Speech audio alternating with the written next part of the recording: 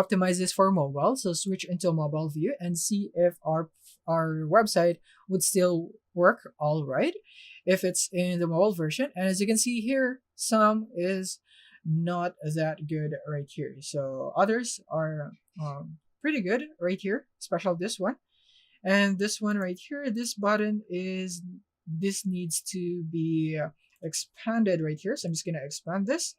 And you don't have to be afraid of customizing things here in the mobile view because it would not affect the desktop view right here. So whatever edit you made in the mobile view right there in customizing your elements, it will not affect the desktop view. So you don't have to worry about it.